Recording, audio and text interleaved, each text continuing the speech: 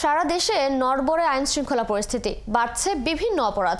সবশেষ জানুয়ারি মাসে হত্যা, চুরি, ডাকাতি, ছিনতাই ও অপহরণের মতো অপরাধের ঘটনা বেড়েছে আগের 4 মাসের তুলনায়। তবে কমেছে দাঙ্গা, পুলিশের উপর হামলার মতো ঘটনা। পুলিশ সদর দপ্তরের দেয়া সেপ্টেম্বর থেকে জানুয়ারি পর্যন্ত অপরাধ পরিসংখ্যান বিশ্লেষণ করে এমন তথ্য পাওয়া গেছে। মোহন ইসলামের প্রতিবেদন। বেপরোয়া গতির মোটরসাইকেল একটি রিকশাকে ধাক্কা দিলে এর প্রতিবাদ করেন এক দম্পতি, আর এ কারণেই তাদের ওপর ধারালো অস্ত্র দিয়ে হামলা করে মোটরসাইকেলের 2 আরোহী। সোমবার রাতে রাজধানীর উত্তরায় এই ঘটনা ঘটে।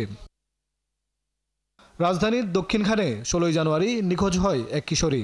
পরে জানা যায় তাকে অপহরণের পর ধর্ষণ করে 5 যুবক, পরে তাকে হত্যা করে ফেলে দেয় হাতির ঝিলে। এদেরকে গ্রেফতার করার পর ওদের দেখানো তথ্য মতেই গতকাল সকালবেলায় হাতিরঝিল এলাকা থেকে ওই কিশোরীর অর্ধগলিত লাশ আমরা উদ্ধার করি। কালার এক্সপার্ট, জর্জ স্যাপ এবং মাইল্ড অন হ্যান্ডস টেকনোলজি সমৃদ্ধ অরিক্স ক্রিস্টাল ওয়াশ আপনার লন্ড্রি এক্সপার্ট। রাজধানী সহ সারা দেশেই হত্যা, চুরি, ডাকাতি, হামলার মতো ঘটনা ঘটছে অহরহ। পুলিশ সদর দপ্তরে দেয়া তথ্য অনুযায়ী গেল জানুয়ারি মাসে হত্যার শিকার হয়েছেন 294 জন, যা সেপ্টেম্বরে ছিল 283, অক্টোবরে 249, নভেম্বরে 211 ও ডিসেম্বরে 204টি হত্যাকাণ্ড ঘটেছে। যাতে দেখা যায় আগের 4 মাসের তুলনায় জানুয়ারি মাসে হত্যার সংখ্যা বেড়েছে।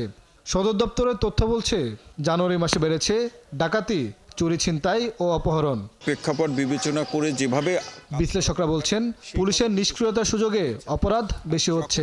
আইন শৃঙ্খলা বাহিনীর ঘাটতি আছে, পাশাপাশি আইন শৃঙ্খলা বাহিনীর এই কাজের যে কাজ, সেই কাজের সহায়ক শক্তি হিসাবে নাগরিক সমাজ কিংবা আমার রাজনৈতিক দলগুলো কাজ করবে।